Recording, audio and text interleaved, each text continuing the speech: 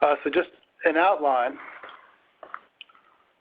We're going to look, just provide some background on the local indicators, give some context, and then go over the general requirements for the local indicators and changes to the reporting requirements for the self-reflection tools. And if time allows, we'll do some ideas for best practices. And if you have questions, please type them in. We'll stop periodically along the way to review questions and answer them. So with that, I'm going to turn it over to my colleague, Radine Joel. Hello, happy Tuesday. It's Radine. To begin the webinar, I will be providing some basic background information and context around the local indicators.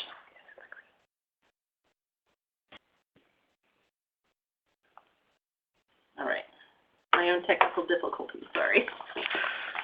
All right.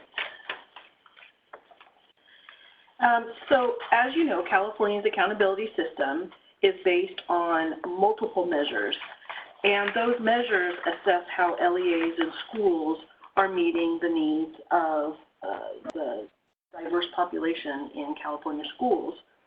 So performance on these measures is reported annually on the school dashboard, and based on those dashboard results, some LEAs become eligible for additional assistance through the system of support.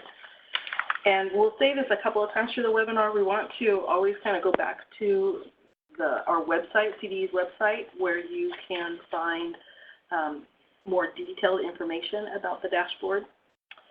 So moving on to this next slide, to talk more about the dashboard, it is there to help LEAs identify strengths, of course, areas for improvement, and those student groups that may need additional support.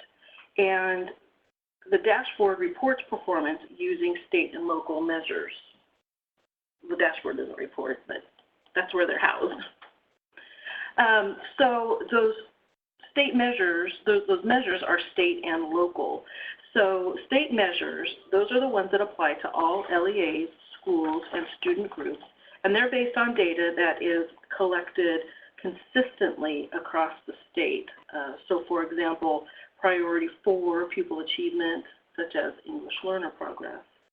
And the dashboard will also include local measures, and those measures apply at the LEA and charter school level and are based on data collected at that local level, such as priority 7, measure 7, course access. So to reiterate, for those priorities where data is not collected at the state level, an LEA will measure and report its progress through the dashboard based on that locally collected data. And this slide represents those 7 local indicators that are in the dashboard. Remember that priority 9 and 10 are for county offices of ed only. So to wrap up this background section, local indicators are part of a seamless accountability system that reflects the emphasis on that local control, also enables LEAs to measure its progress using its own local data, provides valuable information necessary for stakeholders to engage in meaningful engagement with a holistic understanding of local successes and challenges, and finally informs the LCAP planning process. I will now hand over to Lydia. Thank you, Radine. Hi, everybody. This is Lydia, and I get to talk about the general requirements. Basically, what are the current requirements around the local indicators? And then Jonathan will be following up from this part in regards to any changes, as well as talking more about the local governing board reporting process. So that's the plan. As we look at the general requirements, we start with the concept of who does the local indicator apply to, and applicability. And local indicators apply to all LEAs, which, as you know, are already defined by statute as county offices of education, school districts, and charter schools. Now note, local indicators do not apply at the school level, right? We're talking about the LEA level here in terms of applicability. And for those of you that have already worked on the local indicators, we know this is kind of a review. We apologize for that. There's some information that is the same, but we acknowledge that there are also changes in law that we'll be talking about moving forward in the presentation, so bear with us here. This slide talks about the performance standards that were adopted by the board. The board adopted and approved performance standards for local indicators that require an LEA to do these three things annually. So each year, an LEA is to measure its progress using local data, and you'll hear us saying that over and over again, but that's acknowledging the local control aspect and the concept that Ray Dean started with in the beginning of the presentation, whereas some of our measures are local measures and some are state measures. So step one, measuring its progress using local data, as it states there. And then number two, in terms of a performance standard, is reporting the results at a regularly scheduled public meeting. And you can see that we've bolded that, as we often get questions about, does it have to be at a regularly scheduled public meeting? And the answer is yes, of the local governing board or body. Then in terms of the last one there, you see it's reporting the results to the public through the dashboard. And so these three are what we refer to, as we said, as the performance standards. The board also approved tools to help LEAs to engage in a reflective process using the locally collected data and to report its progress across each local indicator in the dashboard. Now, you want to make the connection back to the third bullet in the prior slide that we talked about in the performance standards, where we said reporting in the dashboard. So the board, again, approved these self-reflection tools for LEAs to use, but they're using these and they're reflecting upon local data. So we want to underscore that throughout this presentation. Where are the self-reflection tools? Well, they're available on the California Department of Education's local indicator webpage. And if you go to that webpage, you can scroll down about the middle of the page. You'll see a link that says Local Performance Indicator Quick Guide. And this document basically includes a compilation of all of the self-reflection tools. One of the things that we said in this presentation earlier is that we would be talking to you about existing requirements, but we would also be calling out where there have been changes in either the self-reflection tools or the requirements. Here is one place where we've had a change in the prior year. Those of you that participated in the webinar in March will recall that we rolled out the revised self-reflection tool for Priority 3. And while it isn't the focus of this webinar, it is important to acknowledge that, as it is a revised tool that is available and it is to be used for this year. And so we wanted to point that out. If you would like further information about this local indicator and you weren't able to participate in that first webinar, you're welcome to take a look at the webinar that's available in the local indicator webpage. You'll find a link. I think it says March 26, 2019 webinar. And you will be able to access the slides as well as the tool. Something that I want to underscore here is that these slides include some recommendations for best practice that are important to the conversation around the implementation of the self-reflection tool for 3. Those were developed in response to the comments that were made at the board meeting when the tool was adopted. So I encourage you all to take a look at that if you haven't done so already. And as you may see when you open up the self-reflection tool for 3, it has an explicit connection between the self-reflection process itself and the planning process. And that is, I think, a benefit of the revised tool. And it really underscores how the whole intent behind that is to use the learnings to guide the planning moving forward. And so that's just a note in terms of a change that occurred in the prior year. In general, the self-reflection process is not viewed as a solo exercise, I think, but rather as a collaborative process that informs future planning efforts. In terms of measuring progress, which was the first bullet on the slide with the performance standards, an LEA should review local data, as we said, from within for purposes of reporting on November 1st or prior to November 1st for the prior year, right? So if you're looking at what you're reporting by November 1, you're basically reporting prior year data. So we want to make sure that that part is clear to respond to the appropriate self-reflection tool of the local indicator.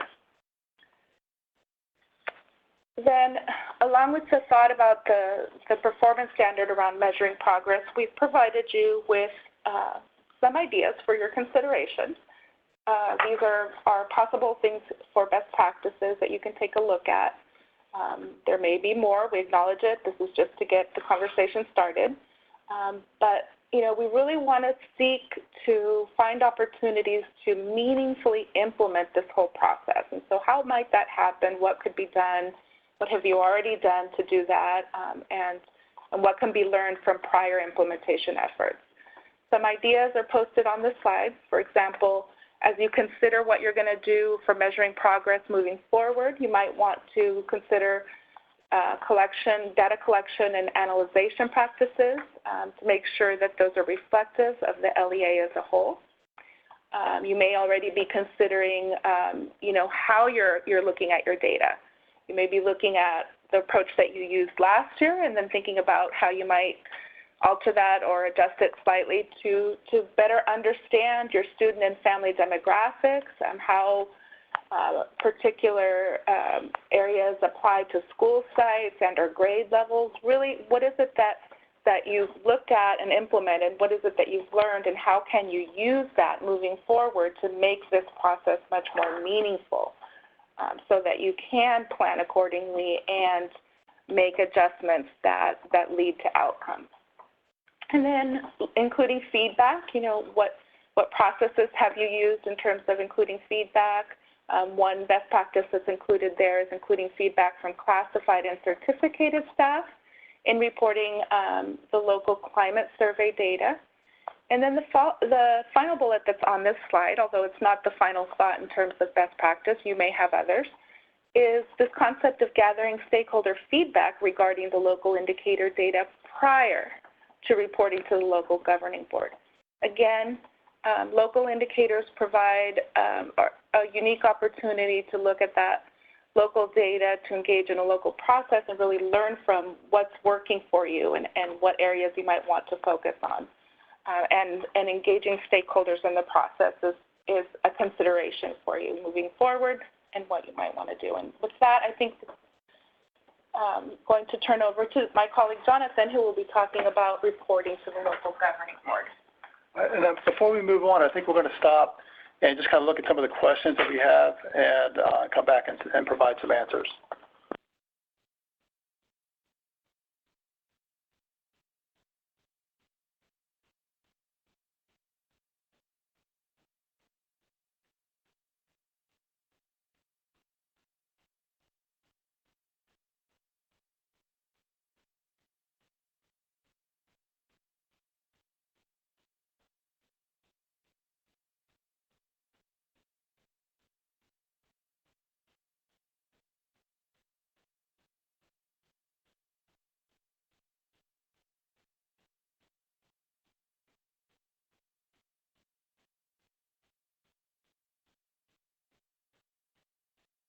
Okay, so there are a few questions about the availability of the PowerPoint for the presentation, and it will be posted on CDE's webpage on the Tuesdays at 2 webinar under the LCFF part of the webpage or website. You can also email us at lcff.cde.ca.gov for more information on that. And again, that contact information will be available at the end of the slide. Typically, we like to provide these so that you can download and follow along. The technology issues precluded us from doing that today. We apologize. There was a question about the self-reflection tools, and it says the self-reflection tools are now required to be used. Is this correct? And yeah, so the self-reflection tools are used to report data on the dashboard. So the self-reflection tools themselves they're not designed to be data collection instruments.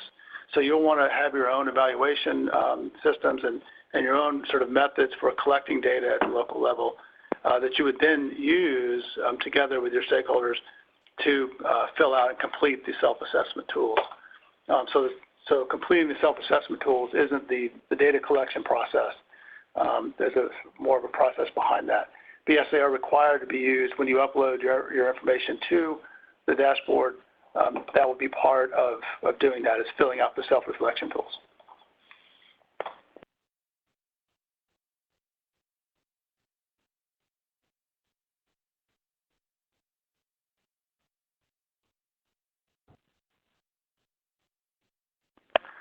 There was a question there about reporting the results of the performance standards for the local indicators, and it asks whether or not the board needs to approve anything, or is it just an information item. And right, the requirement is that it just be reported to the board. There's no action required necessarily. It can be, it's a best practice to include it on the agenda as a regular agenda item to allow for public comment. If you put it on the consent agenda, then technically it meets the requirement of being reported, but then the stakeholders don't have an opportunity to see it or provide public comment on it.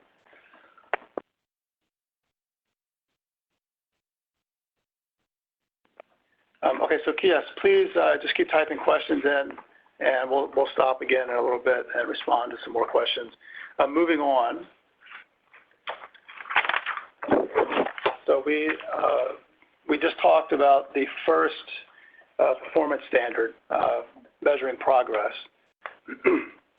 So there's 3 performance standards, right? If you measure your progress, you report it to the local governing board at a regularly scheduled board meeting, and then you upload the results to the dashboard. You report to the public, through the dashboard, the results. And if you do those 3 things, right, those are the performance standards as approved by the State Board of Education. And if you do those things, then you get to say met on the dashboard. Prior to uploading the information to the dashboard, the information that's going to be reported on the dashboard must be reported to the LEA's to the LEA's governing board or governing body at a regularly scheduled meeting. That was part of the question that we just responded to. There have been some changes to this reporting requirement. So what I need here really is a graphic of a timeline. So bear with me as I attempt to explain it. So in the LCAP for the 1920 year, which is the LCAP that we're all currently operating under, the local indicators may or may not have been done at a particular LEA prior to the development of that LCAP and the adoption of that LCAP. In fact, the reporting deadline for that is November 1st for these local indicators.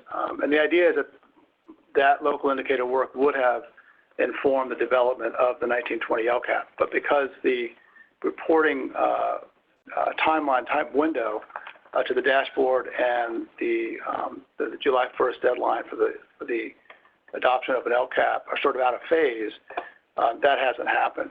And so that the new statutory requirements are designed to address that. So now the next LCAP that we do for the 2020-2021 school year, and that's the one that we'll be developing in this coming spring, for that LCAP, the governing boards or governing bodies must review any of the data that's going to be publicly reported for the local indicators, and it has to be reviewed in conjunction with adoption of the LCAP. So that means that the work that you do to collect your data and measure your progress And right, measuring progress is the first performance standard, the first of the three. To do that work, you'll want to do that. You'll need to do that prior to adoption of your LCAP at the local level, so that data collection process can inform the development of the LCAP. The window to upload this information to the dashboard has not changed, but it'll just be, you'll have it done, before then, in conjunction with the LCAP.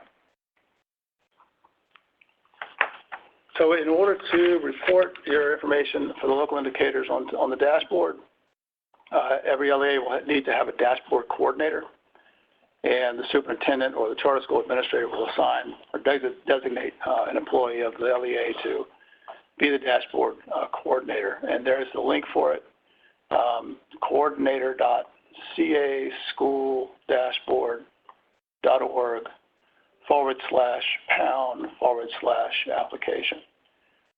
The deadline for an LEA to submit results for the current window that we're in is November 1st, 2019, at 5 p.m. And ideally, that would reflect the data from the 18-19 school year.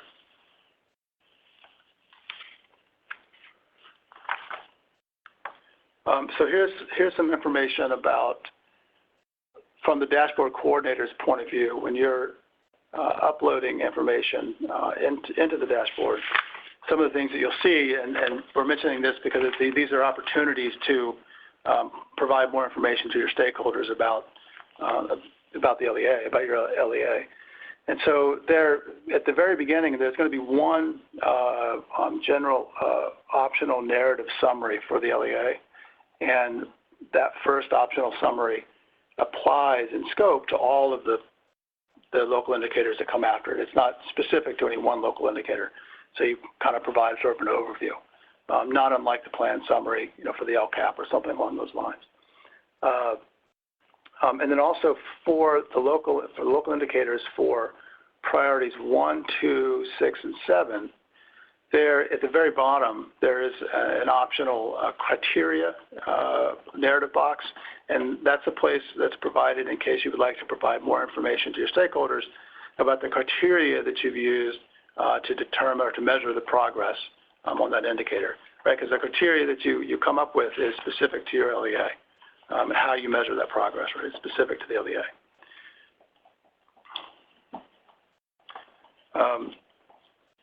Some things to consider in terms of best practices for providing information or uploading your local indicator information to the dashboard.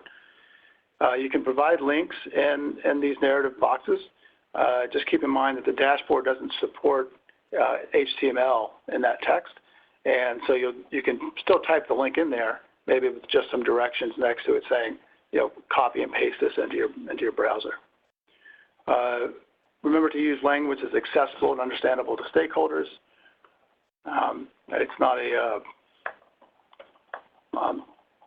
it's not a place for overly compliance language. It's just language to communicate to your stakeholders, how you've done in that area. Also consider including an explanation of how you've arrived at the conclusions reported in the self-reflection tool. What evidence was considered, what data. Say a little bit about the process that you use for measuring your progress.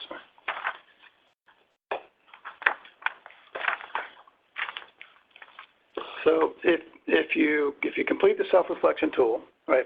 First, we should go in order, right? If you measure your progress, and then you report to your board as appropriate, as required, and then you complete the self-reflection tool on the dashboard and you upload that.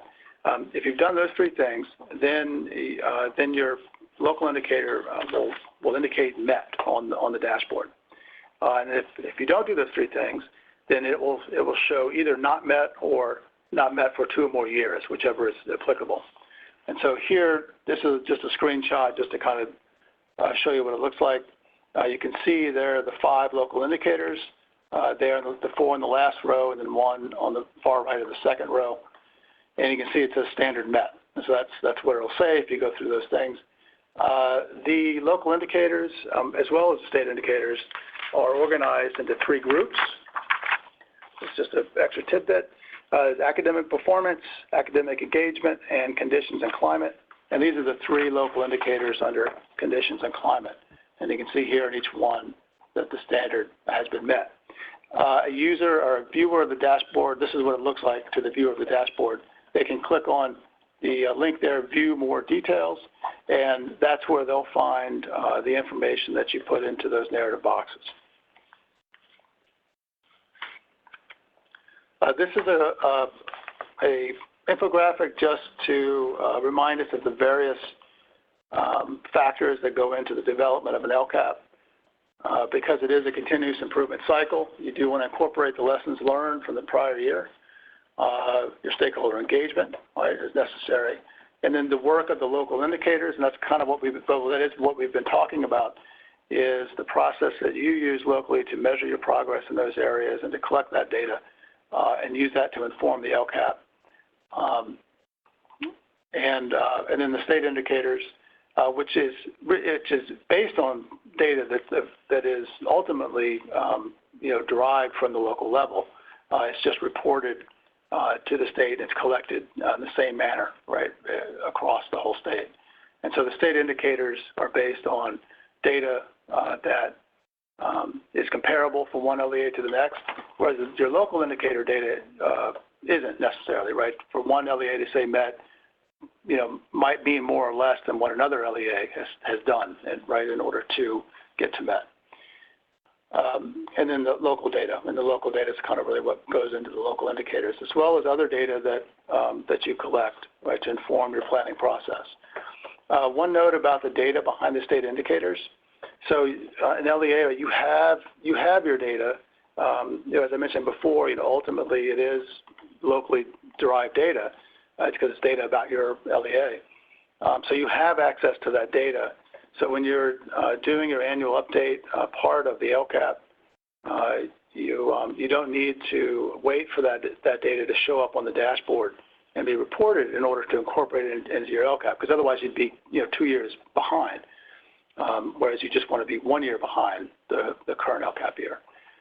So having good processes in place to process your data at the local level in ways that you're not waiting for the dashboard to report it out.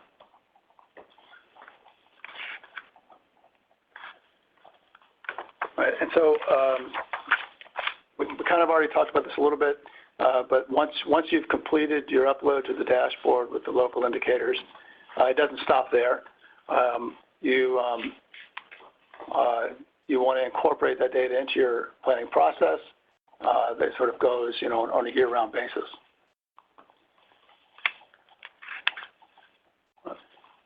So that's it for that part of it. We're going to stop again.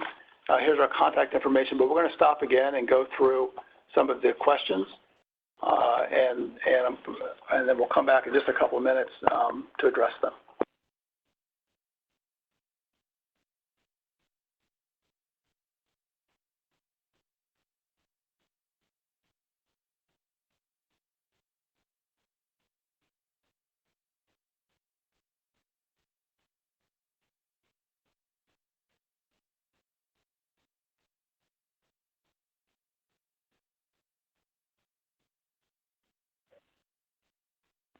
Okay, so there's a question. It says, I'm referring to slide 16.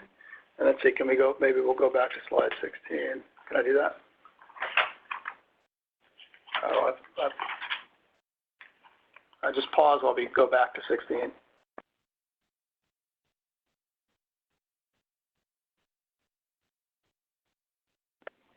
Okay, here's 16. Right, so this is the timeline issue. And so the question there is, will we need to gather and record data now for the current dashboard reporting and then do it again in the spring? Or are we supposed to use this dashboard to inform the LCAP adoption process? So great question, perfect question. So ideally, the data, right, in an ideal world, right, obviously, the data that you would upload into the dashboard by November 1 for those local indicators would have been data collected in the 18-19 school year to inform, in the 18-19 school year to inform the 19-20 LCAP. But that hasn't worked out so well in implementation, hence the statutory changes. And so if you have the data for 1819, use that, right, to inform your local indicator work. Or if you need to collect the data now, that works, whatever you need to do. And then consider using the data that you collect, that you've already collected or you're collecting now at the last minute to complete the local indicator work that's due by November 1st. Consider that as an opportunity to create a baseline. And then in the spring, in the development of the LCAP, yes, you'll have to do it again. And that work will bring the local indicator work and the development of the LCAP into phase, so that you're measuring your progress in these areas while you're developing your LCAP.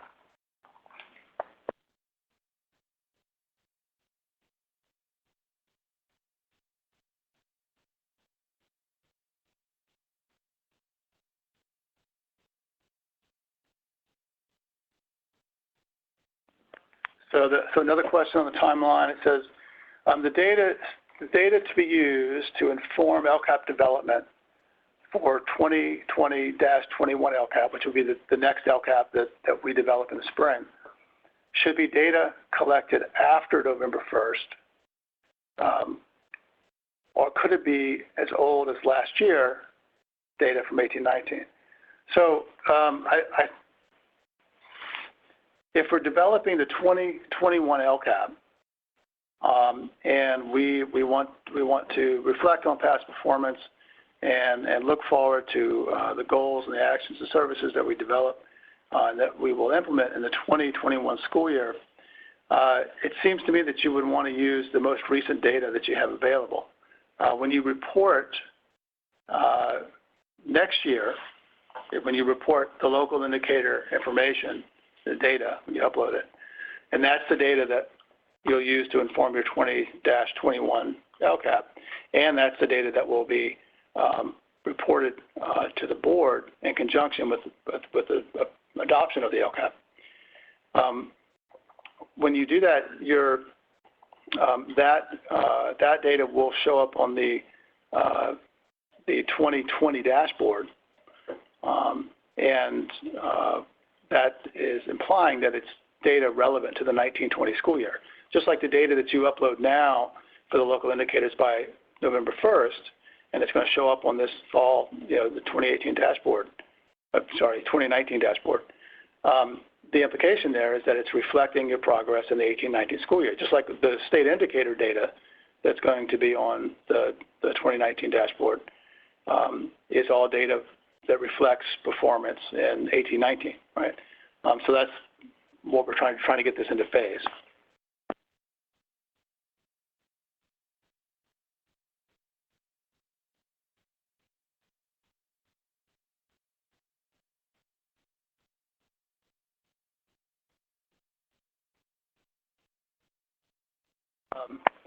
So let's see, so there's a question here, another timeline question. It says, we have used fall information in order to be as current as possible in the past for our local indicators, which we are in the process of collecting and completing. Are you suggesting we should be using prior year data information? So the ultimate suggestion, I think, which is reflected in the new statutory changes, is that the data that you use reflects the relevant LCAP year, right?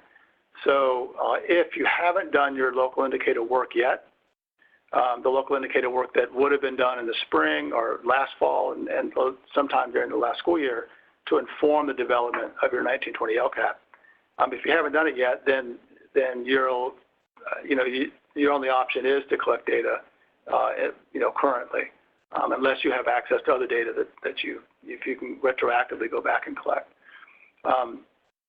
So whichever data you have to use, use it as appropriate, and consider that as the development of a baseline. And then from here on out, you would do your local indicator work. You're measuring your progress during the school year. So now that we're in the 1920 school year, we can be working on measuring our progress in the local indicators and collecting that data over the next few months and through into the spring. And then we have all this data that we can then sit down and use to inform the development of our 20-21 LCAP. And then we hang on to that information to upload it into the dashboard after the summer, in the ensuing fall.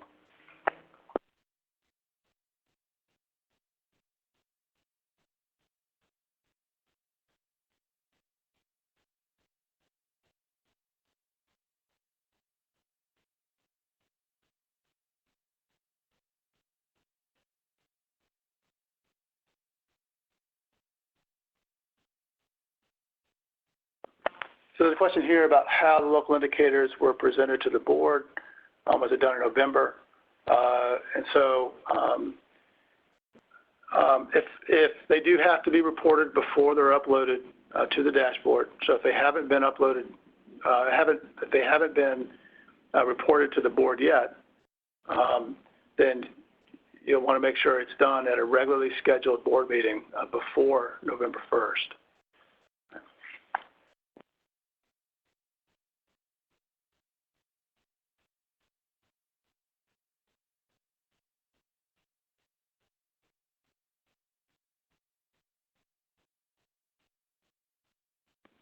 There's another question about the availability of the PowerPoint. Yes, the PowerPoint will be posted on CDE's website.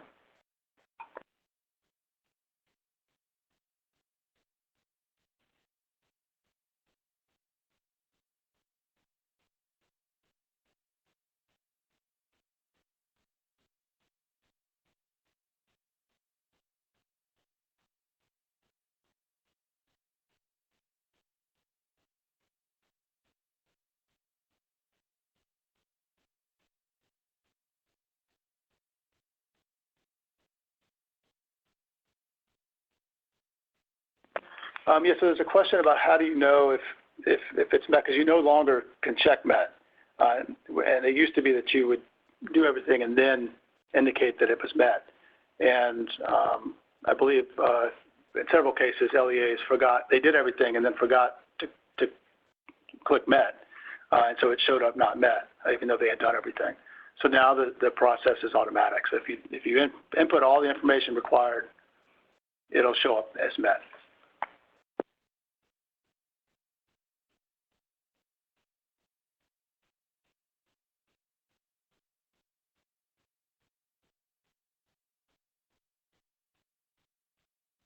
So there's another timeline question. It reads, so the 18-19 local indicators are reported this November, and the 19-20 in June, July 2020 with our new LCAP. So yes and no. If you haven't already reported your 18-19 local indicator data, then you would report it. Hopefully, sometime this month or next month in October. It's due November 1st, so you wouldn't want to wait till November to do it because you couldn't indicate that it was reported to the board when you upload it, and then it'll say not met. But yes, the 19-20 in June, July 2020, whenever it is that you adopt your LCAP, and again, it needs to be on or before July 1. So it might be more like May, June is when I think most LEAs approve their LCAPs or adopt their LCAPs and then send it on to the county for approval.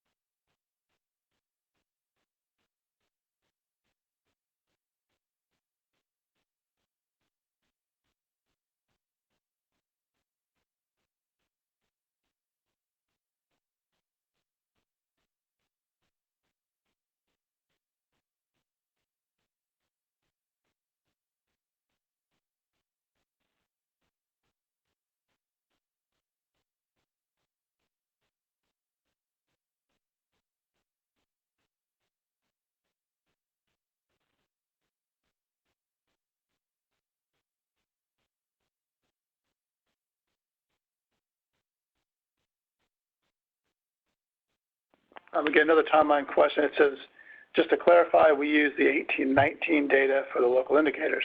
And again, that would be the for the local indicators that are due by, in the next 5 weeks, by November 1. Yes, and then you would use 19-20 data for the next round of local indicators.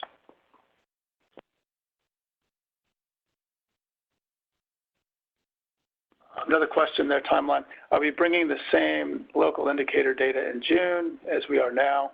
And so it would seem appropriate that you would want to collect 19-20 data relevant to 19-20 to then report to your local governing board or governing body in conjunction with the adoption of the LCAP, because that's the data that you would want to use to inform the LCAP.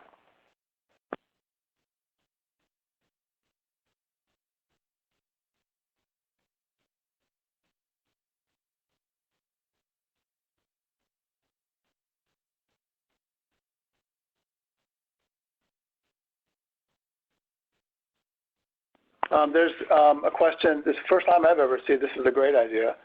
It says, since this is not being recorded, could you please go back through the slides and give us time to screenshot the slide? Then we use it as a reference right away. Thanks so much. So I think what I'm going to do is I'm going to keep going through the questions like I am now. I'm going to hand the remote over to someone who's going to go back to the first slide, maybe count to, how many slides do we have? 23. So maybe they'll count to like 8 or 10 or something, and then go to the next slide. And that'll give you an opportunity to screenshot it.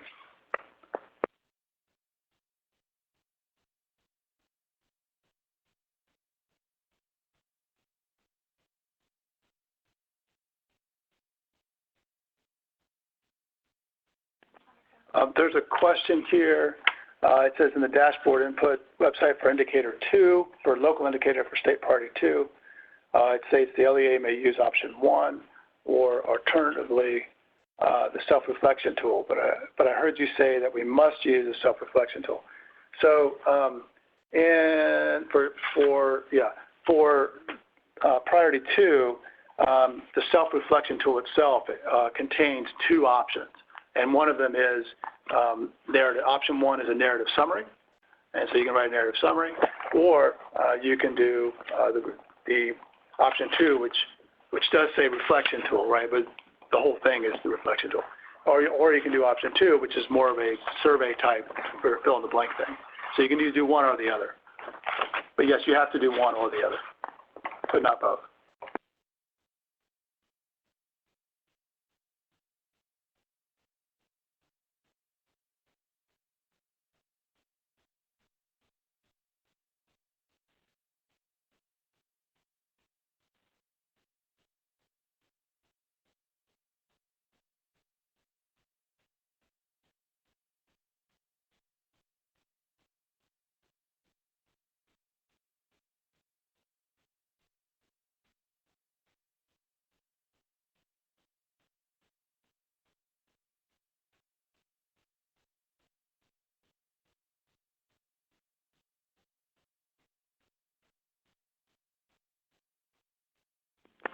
So there's a comment here.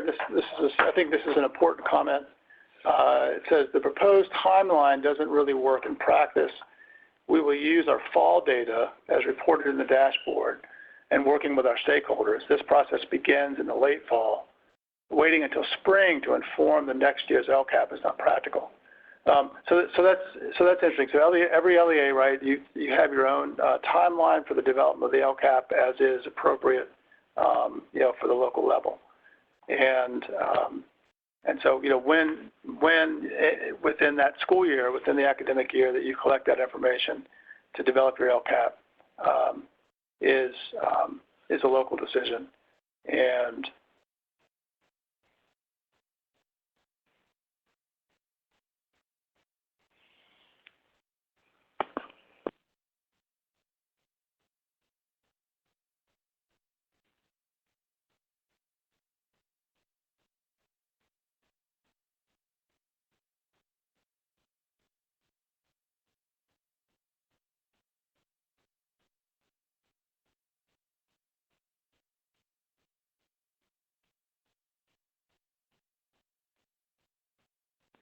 There's a question that says, are there any planned changes to the local indicators or prompts self-reflection tool for next year so that we may plan for that, for this LCAP cycle? If so, when would that be available? So there are no upcoming changes that we're aware of.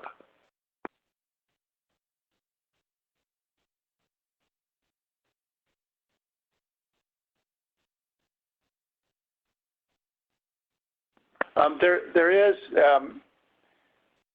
this is a little far afield, but not for 2021, but for 21-22, there's going to, the performance standards as approved by the SBE will require school level data to be incorporated into that. But that's down the road.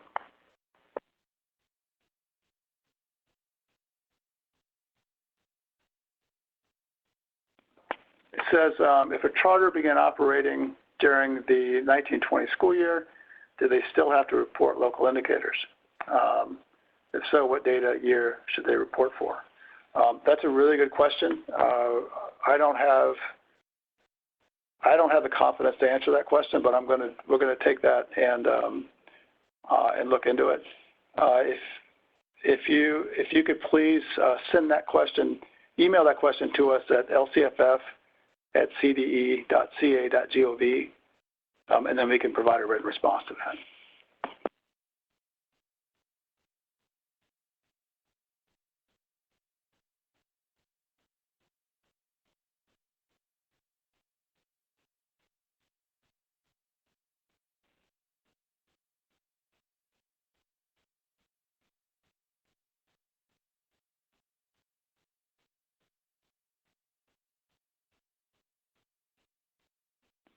There's a question about this process. There's no new content left for the presentation. Right now, we're just going through the questions and answering as many as we can. So if you have more questions, please stay tuned. We'll go through them and answer them. If not, there is no more slides in the presentation. What you see now with the slides rotating is someone had asked if we could rotate through them so they could screenshot them, so they could have access to them now and not wait for them to be posted. So that's what you're seeing now, as we had mentioned a few minutes ago.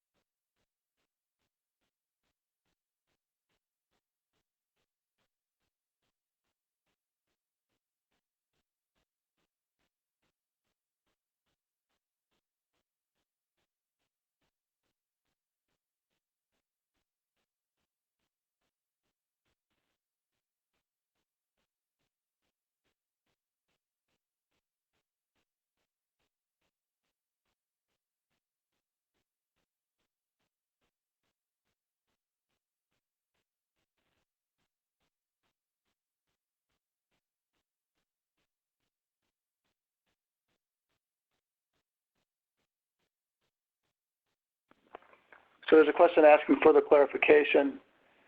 It says, if we're essentially gathering twice the data this school year around local indicators, will the approval of the spring data with the LCAP count as our board approval for the same data when it's time for the fall 2020 dashboard?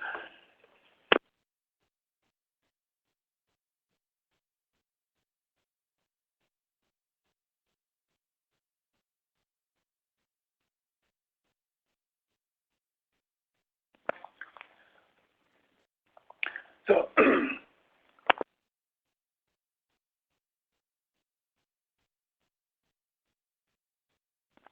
okay, sorry about that. I lost my voice for a minute.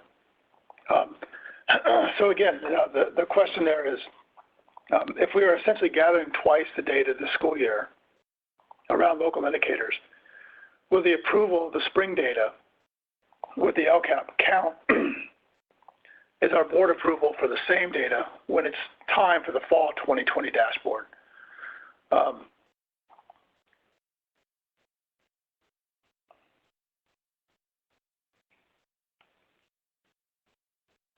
So the way I understand that is if the data that you collect to measure your progress to inform the development of the 20-21 LCAP, that's the data that will be eventually uploaded to the dashboard in the fall in the fall of 2020. So after that 2021 LCAP has been adopted and approved by that time. So so when you report it to the board in conjunction with the adoption of your LCAP, that would count as meeting the second performance criteria of the three performance criteria.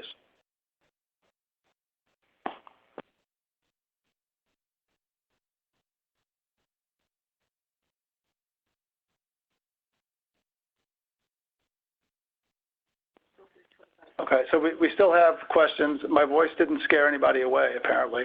We still have a lot of participants, so we'll keep answering questions as they come in.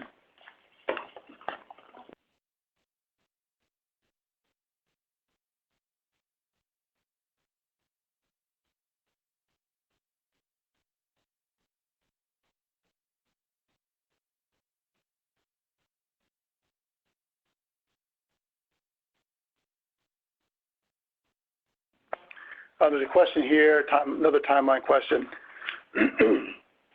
Based on that last, based on that last question, I'm not sure which question that refers to, but might an LA opt to collect and report more updates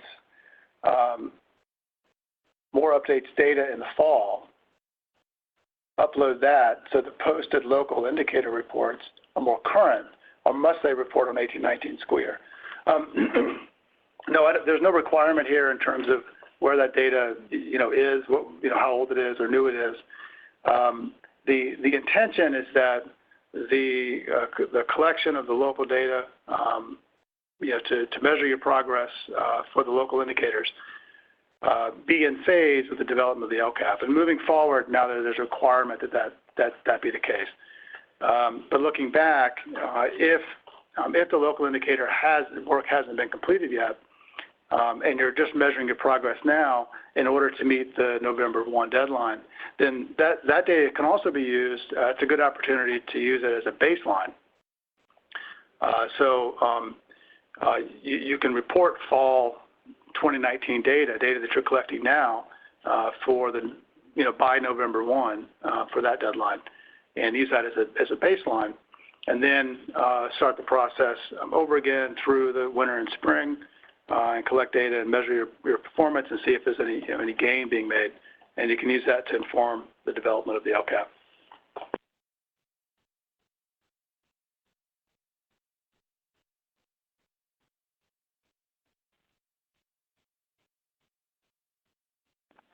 There's a question about presenting on the new LCAP template.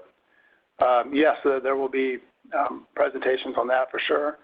The LCAP template will must be approved by the SBE no later than January 31st, and so once it's approved, then we can provide presentations on that.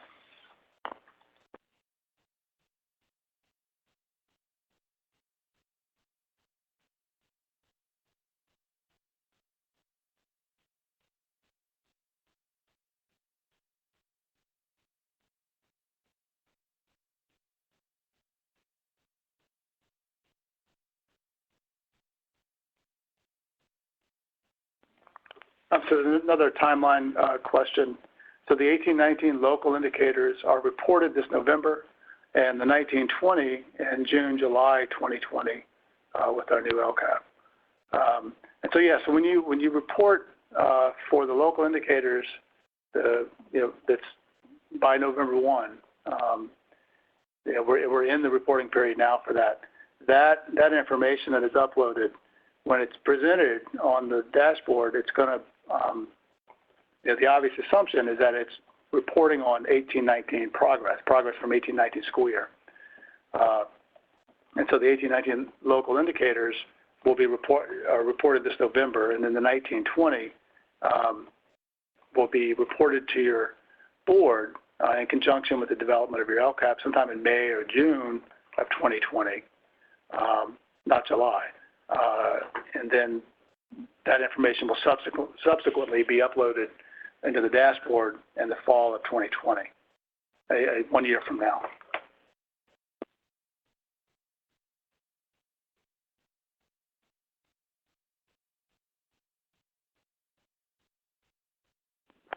If we've seen requests to go back through the slides again, so we'll do that. We'll start over now and do that again.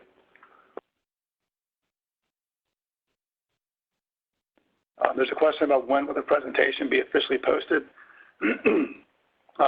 We don't know exactly. There's a certain process that it has to go through in order to meet requirements, and then it will be posted.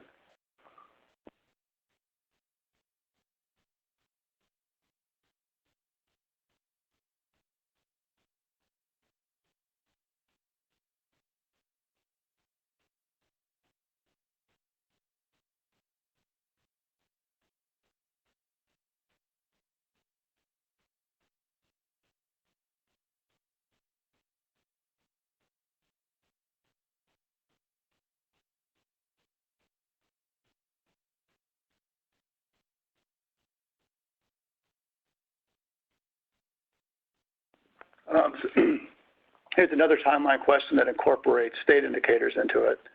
So state indicator data is not available until December 2020. So local indicators will be based on 1920 data.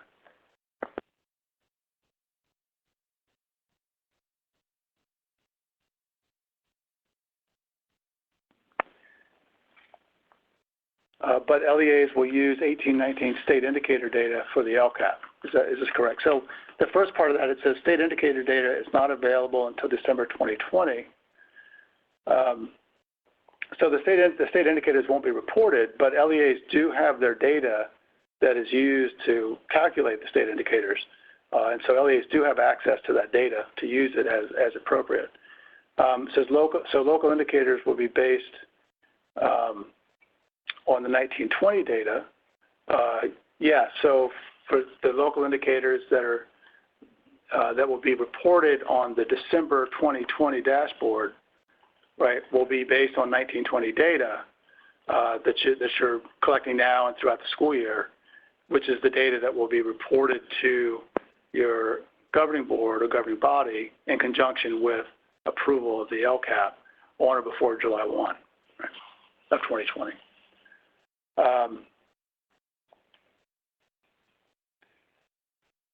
But then it says, but LEAs will use 18-19 state indicator data for the LCAP. If we're talking about the development of the 2021 LCAP, then 1920 data will be used to, the annual update. But the 18-19 data might be too far afield.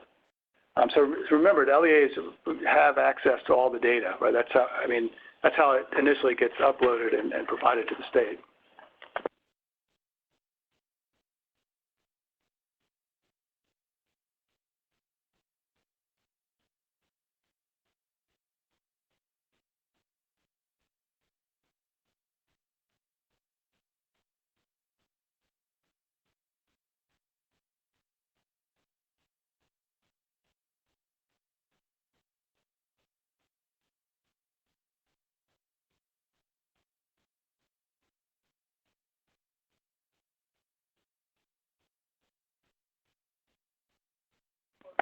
It says, one question is, will there be more on the LCAP template redesign project? The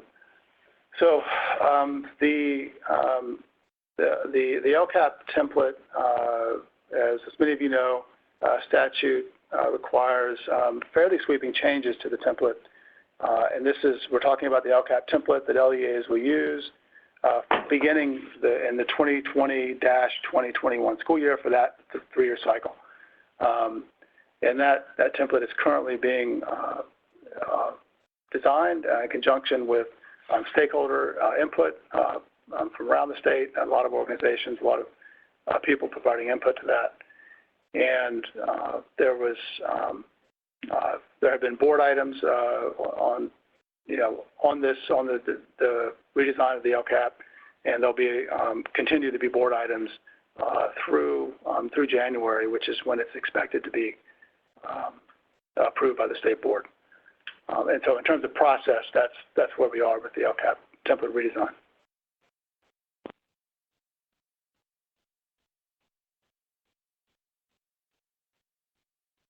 So it's 3 o'clock, so we're being told to end the webinar.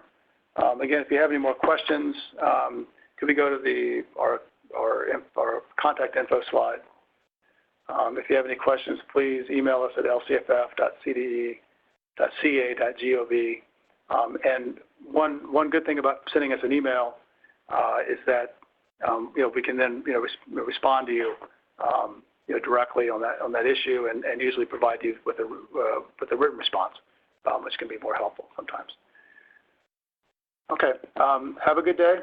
Thank you for tuning in, and hope to talk to you later.